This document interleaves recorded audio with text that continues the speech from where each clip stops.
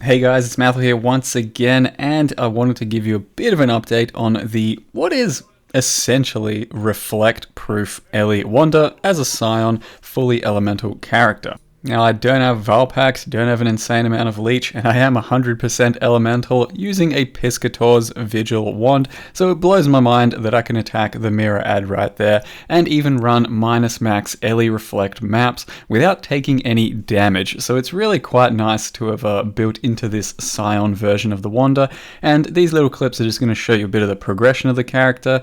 This was Uber Lab at something like 80, I think, maybe 75, I can't really remember. Went pretty smoothly, just avoid all those attacks, and the barrage single target is pretty good. So I will just show you a few more clips of the gameplay of the character, how he's been going, because Kinetic Blast is still very good, very solid, and overall just how I've built this character thus far, the changes I've made, and what I'm thinking about changing in the future, I'd say, because this won't yet be a full guide or anything for you to copy paste, but it is certainly a starting point and something you can maybe build into and look at improvising yourself, because I've made quite a few changes. I'm still making changes based on what I need and how I feel.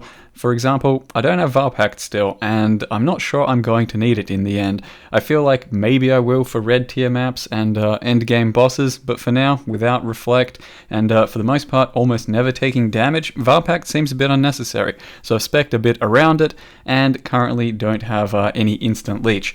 And on the other hand, I did want extra leech, so I went into the duelist leech nodes, and overall, when I show you the passive tree, you're going to see it's something like 10 points different to what I originally envisioned. But you can see Kinetic Blast is absolutely farming right now, and it's only on a 4 link. A very modest 4 link, which doesn't really increase too much damage, and I am running Piscators.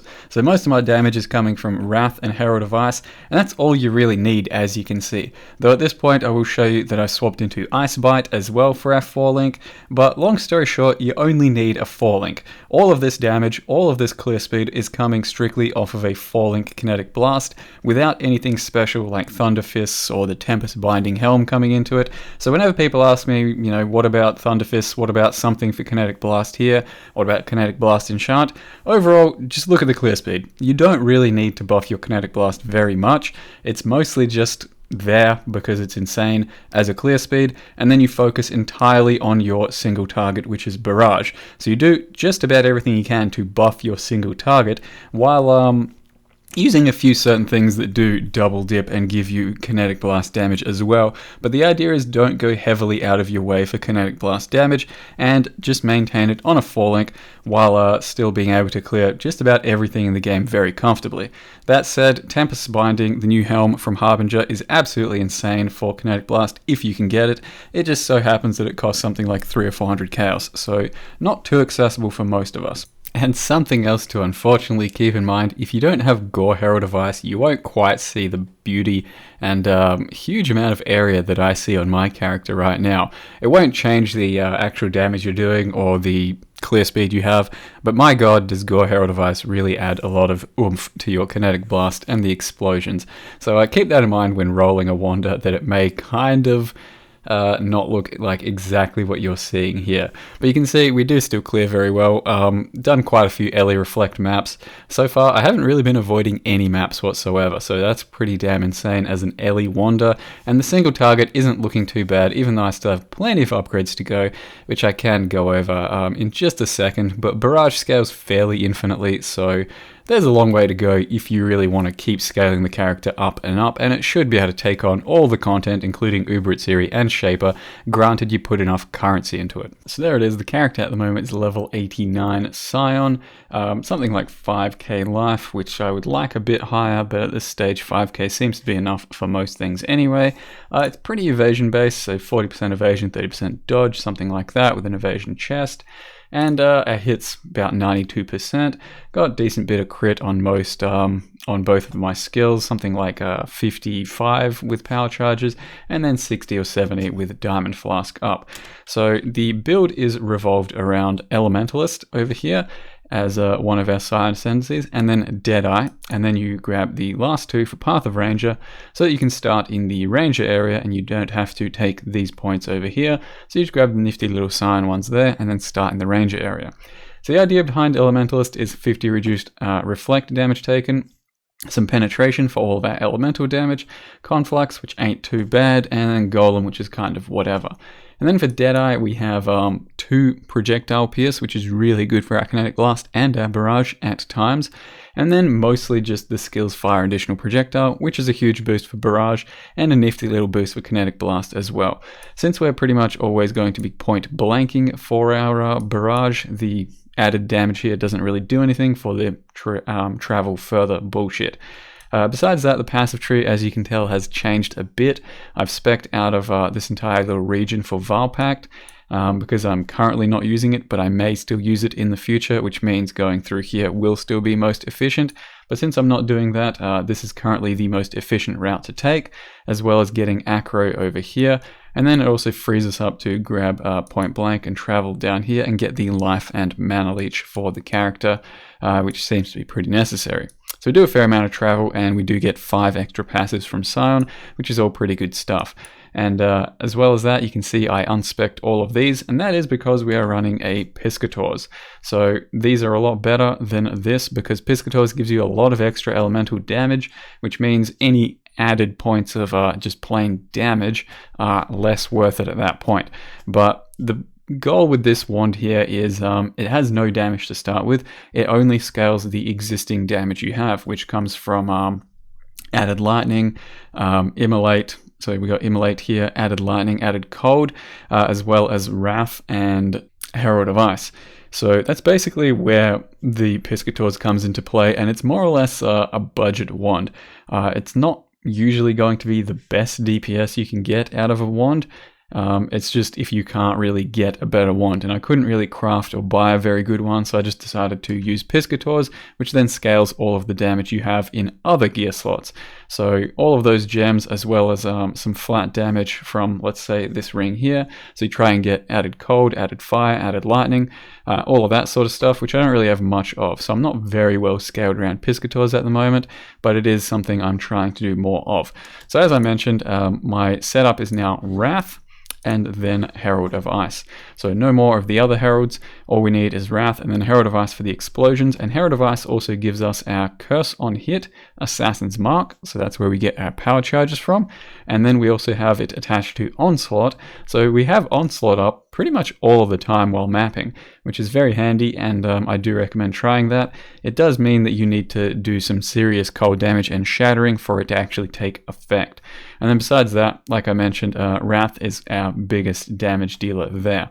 So the 4 link for Kinetic Blast then at the moment is Kinetic Blast, LE damage with attacks, GMP, and I was running crit strikes the entire time until very recently I just put in Ice Bite. So since I'm running Piscators, Ice Bite is a big damage increase there, but then we also get Frenzies from using Ice Bite, which helps our barrage single target quite a lot of the time, and I do recommend doing that as well eventually when you feel like you have enough crit, I'd say. So your 5 link, or the place that you put your barrage, will be in your chest for your 5 or 6 link, and it changes vastly depending on the wand you're using. Since I'm using Piscators, it is quite important for me to be using lots of flat added damage, which is why I'm using added cold, added lightning, immolate, and I trigger my immolate burn through a bit of fire damage on the wand, on the ring. So when I crit, I then have enemies burning. So immolate, and then LE damage with attacks. And it kind of depends on if you're using a Piscators or not, if you'll go for all of the flat damages or not. In any case, I think this is the right move at the moment, and our 6th link is probably going to be slower proj. You can go early focus, it's a much bigger tooltip upgrade, but you're not then shocking or chilling or freezing things, whereas with all of this, and then a slower proj, I think we're going to be shocking quite substantially with our barrage when we crit. So I think slower proj is probably the right move as a 6th link.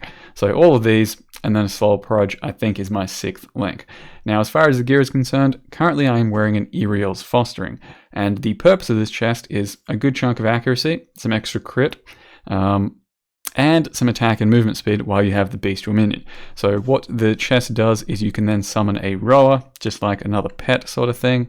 It has 17,000 life, and it also charges things and intimidates them. Now when it intimidates, it means monsters take 10% increased damage, so it's just a flat 10% damage buff, but he is kind of weak. I mean, 17k life, it's a lot more than the golems I have, which have 6k and 7k, so he does die fairly, less than the other golems, but he still dies quite a lot. So he's a bit of a nuisance to keep up, but I think it's worth wearing in this chest.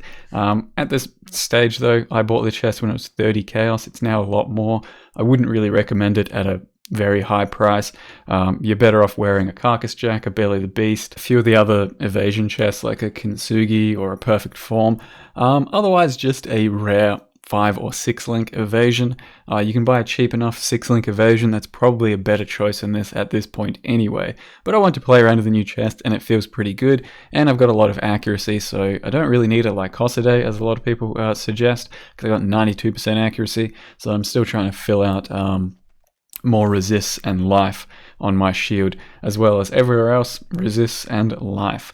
And yeah, that's pretty much all there is to say. Star Conjures is a good choice for our helm. Barrage attack speed is something I got from the Uberlab enchant just by completing it myself. 2 additional barrage projectiles, obviously going to be way bigger damage. If you can get your hands on one of those, obviously going to be huge. But besides that, there's not really too much else to mention there. Vile Haste, increased duration, that's our setup going there.